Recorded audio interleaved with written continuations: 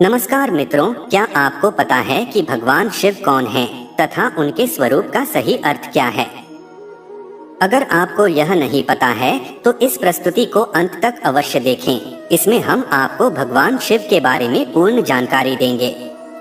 शिव संस्कृत भाषा का शब्द है जिसका अर्थ होता है कल्याणकारी या शुभकारी।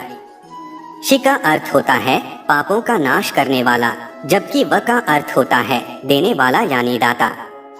यजुर्वेद में शिव को शांतिदाता बताया गया है तथा तंत्र साधना में इन्हें भैरव के नाम से भी जाना जाता है। शिव की दो काया है, एक वह जो स्थूल रूप से व्यक्त किया जाता है, दूसरा वह जो सूक्ष्म रूपी शिवलिंग के रूप में जाना जाता है। भगवान शिव की सबसे ज्यादा पूजा शिवलिंग रूपी पत्थर के रूप में ही किया जाता है, परंतु लिंग शब्द को लेकर लोगों में बहुत भ्रम होता है और इसका सही मतलब नहीं पता होता। संस्कृत में लिंग का अर्थ होता है चिन्ह, अर्थात शिवलिंग को भगवान शिव के एक चिन्ह के रूप में दर्शाया जाता है। इस प्रकार शिवलिंग का सही अर्थ होता है शिव यानी परम पुरुष का प्रकृति के साथ समन्वित चिन्ह।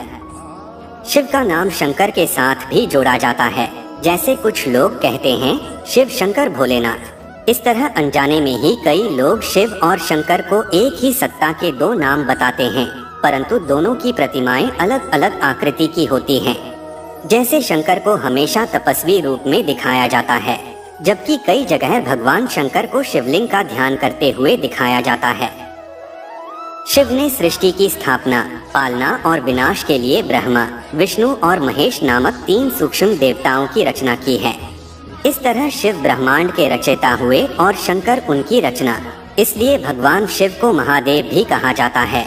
इसके अलावा शिव को 108 दूसरे नामों से भी जाना जाता है और पूजा जाता है। भगवान शिव का रूप स्वरूप जितना विचित्र है उतना ही आकर्षक भी है तथा शिव जो भी धारण करते हैं उनके भी बड़े व्यापक अर्थ होते हैं। भगवान शिव की जटाएं अनंत अंतरिक्ष का प्रतीक हैं, क्योंकि शिव की उलझी जटाओं में चंद्रमा विराजमान रहते हैं और इन्हीं से गंगा का अवतरण भी हुआ है। इसके अलावा चंद्रमा शिव के मन का प्रतीक है, क्योंकि भगवान शिव का मन चांद की तरह भोला, निर्मल, उज्जवल और जागृत है। भगवान शिव की 3 आँखें हैं, इसीलिए इन्हें त्रिलोचन भी कहा जाता है। ये 3 आँखें सत्व, रजस और तमस 3 गुणों, भूत, वर्तमान और भविष्य 3 कालों, स्वर्ग, मृत्यु और पाताल तीनों लोकों का प्रतीक हैं। भगवान शिव हमेशा अपने गले में सर्प लपेटे रहते हैं, जिसे सर्पहार कहा जाता है। सर्प तमोगुणी एवं संहारक जीव होता है, फिर भी शिव उसे अपने गले में लपेट कर रखते हैं। विषैले विषधर को अपने गले में धारण करके शिव यह संदेश देते हैं कि प्रेम भाव होने पर भयंकर से भयंकर शत्रु को भी अपने गले का हार बनाया जा सकता है। त्रिशूल भगवान शिव का प्रमुख अस्त्र है, जिससे वह दुष्टों का अंत करते हैं। इसके अलावा त्रिशूल भौतिक, दैविक, आध्यात्मिक इन तीनों तापों को भी नष्ट करता है। शिव के एक हाथ में हमेशा डमरू रहता है, जिसे तांडव नृत्य करते समय बजाते हैं। शिव के डमरू की डम डम से नाद उत्पन्न होता है। नाद अर्थात वह शब्द जो इस सृष्टि के प्रारंभ में उत्पन्न हुआ था। भगवान शिव के गले में मुंडमाला है, जो इस बात का प्रतीक है कि शिव ने मृत्यु को अपने वश में कर रखा है। शिव अपने शरीर पर व्याघ्र की छाल पहनते हैं, क्योंकि व्याघ्र हिंसा और अहंकार का प्रतीक माना जाता है। अतः इसका अर्थ यह हुआ कि शिव ने हिंसा और अहंकार का दमन कर उसे अपने नीचे दबा रखा है।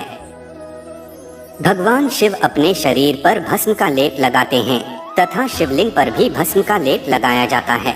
अतः इसका अर्थ यह हुआ कि यह संसार नश्वर है तथा एक दिन इसी भस्म की तरह मिट्टी में विलीन हो जाना है।